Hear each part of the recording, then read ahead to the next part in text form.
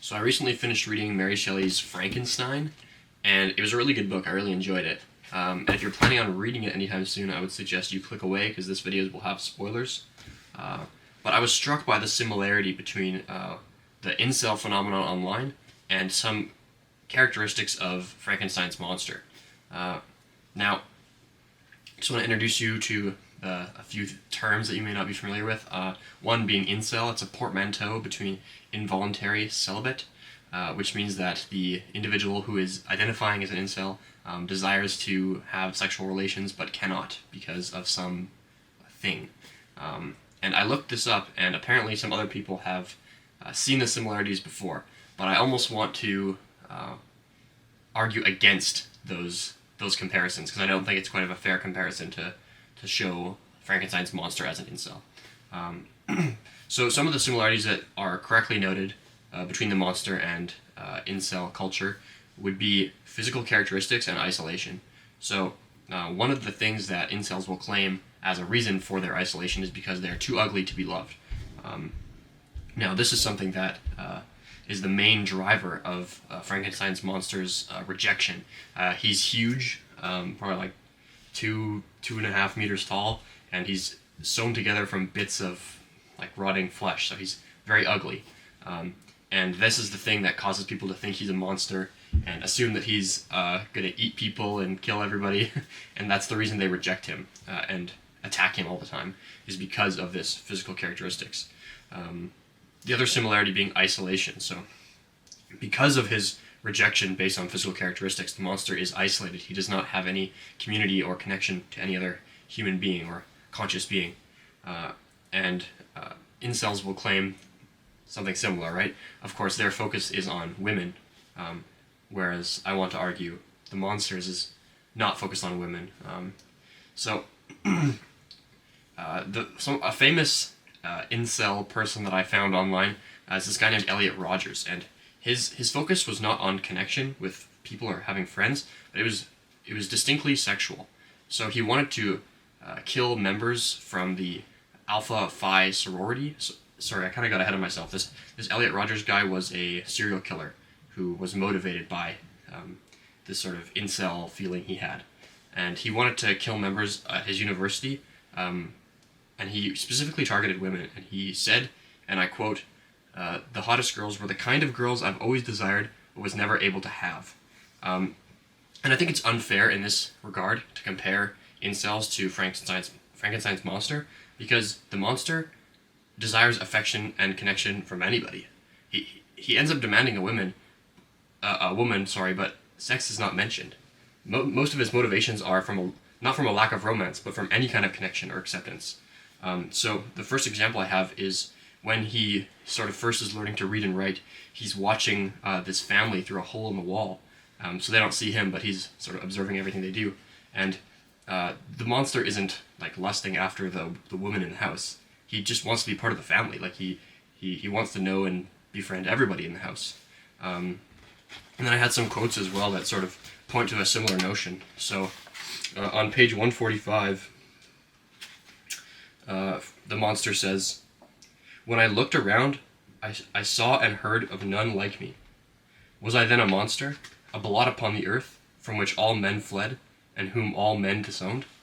Again, in this quote, men are mentioned twice, but and I think Mary Shelley is using the word men to refer to all of humanity, but it doesn't specifically mention women. So this is sort of a difference or a disconnect between that comparison of the monster as an incel. Again, on the next page, 146, the monster says, "But where were my friends and relations? No father had watched my infant days, no mother had blessed me with smiles and caresses. Or if they had, all my past life was now a blot, a blind vacancy, in which I distinguished nothing." So, again, he feels a lack of connection to his creator or his own family, right? He doesn't have a family, and so he isn't like specifically targeting women with his lack of connection. He just feels a lack of connection from everybody. And then when he requests for Victor to make him a companion, he doesn't ask that his companion be beautiful. Rather, he asks that his companion be like him, have the same defects. The monster could have easily demanded Elizabeth for himself, which is Victor's bride-to-be, but he doesn't. He asks for somebody who's like him. And so I think all these things point towards the monster not as an incel, but rather just as some other rejected being. But I think this connection of incel isn't very fair. So one thing that I was thinking about is if Victor had offered to make the monster a male companion as opposed to a female one, would he have accepted? And I think the answer is yes. And I think also that the monster starts out by wanting a friendship with his creator, with Victor. On page 126, he says, "O Frankenstein," this is the monster talking to Victor, "O Frankenstein, be not equitable to every other, and trample upon me alone, to whom thy justice and even thy clemency and affection is most due. Remember that I am thy creature, I ought to be thy Adam." So the monster is comparing himself to Adam in the book Paradise Lost, which he read, where Adam has a connection with his creator, with God. He is in community with him. And he says to Frankenstein that his affection is most due to him. And so this kind of points towards, again, the lack of connection being not motivated by sex or gender, but rather just by lack of connection or friendship at all. So I just wanted to segue into my second sort of topic here, which is how the Bible could have saved the monster. So when the monster is sort of observing humans, namely Agatha and Felix, at their home, and he's sort of learning about society, he finds 3 books, and they influence him very heavily. So the first is Plutarch's Lives, and in regards to that, the monster says, "Plutarch taught me high thoughts. He elevated me above the wretched sphere of my own above my own reflections, to admire and love the heroes of past ages." So basically, Plutarch's Lives taught him about history, and sort of to revere men of power and who did heroic deeds, right? So nothing really too wrong with that. He also reads Paradise Lost, which is an epic poem detailing a fictionalized account of man's expulsion from the Garden of Eden. And the monster contrasts himself against Adam, like I mentioned before, since the monster is unable to converse with his creator. And then the third book he picks up is what leads to his downfall, in my opinion, and that's Goethe's The Sorrows of Young Werther. So basically in this book, this guy named Werther, or in German Werther, I don't know how to say it.